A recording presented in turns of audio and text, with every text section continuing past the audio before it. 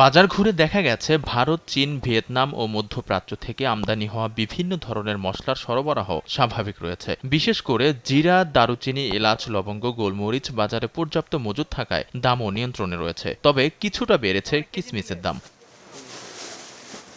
বর্তমানে প্রতি কেজি জিরা খুচরা বিক্রি হচ্ছে ৫৫০ থেকে ৬৫০ টাকা, দারুচিনি ৫২০ থেকে ৬০০ টাকা, এলাচ ৪৫০০ থেকে ৫০০০ টাকা। এছাড়া লবঙ্গ ১৪০০ থেকে ১৫০০ ও গোলমরিচ ১৩০০ থেকে ১৪০০ টাকায় বিক্রি হচ্ছে। গত বছরের তুলনায় মসলার দাম খুব বেশি না বাড়লেও কিসমিস কিছুটা বেড়ে ৮২০ থেকে ৮৪০ টাকায় বিক্রি হচ্ছে। ব্যবসায়ীরা বলছেন, কোরবানির ঈদে মসলার চাহিদা বাড়লেও এবার ক্রেতাদের ক্রয় ক্ষমতা কিছুটা কম। ফলে খুচরার পাশাপাশি পাইকারি বাজারের চাপও তুলনামূলক কম রয়েছে। এতে বাজারে বড় ধরনের মূল্য বৃদ্ধির আশঙ্কাও দেখছেন না তারা।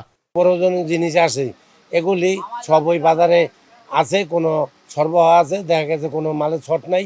তো অন্তত দেখা গেছে যেই পরিমাণ বিক্রি হওয়ার কথা আমাদের ব্যবসায়িক, ওই পরিমাণ আমরা বিক্রি করতে পারি নাই, বা আমাদের ব্যবসা বাণিজ্য কম।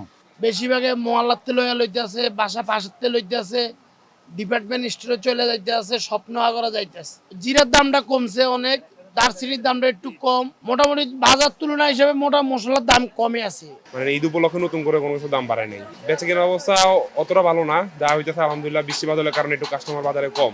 অন্যদিকে ক্রেতারাও বলছেন, কিছু পণ্যের দাম বাড়লেও অধিকাংশ মসলা এখনও সহনীয় পর্যায়ে রয়েছে। বেড়ে নাই, আগের মতোই সচরাচর আছে, মোটামুটি এরকম চলে আর কি। আগে যা ছিল তার সাথে কিছু পরিমাণে কম দেখা যাচ্ছে আর কি। আমদানি ও সরবরাহ স্বাভাবিক থাকলে ঈদের আগ পর্যন্ত মসলার বাজার স্থিতিশীল থাকবে, আর এতে কেনাকাটায় স্বস্তি ফিরবে সাধারণ ক্রেতাদের মাঝে। আলভি রায়হান, দেশ টিভি, ঢাকা।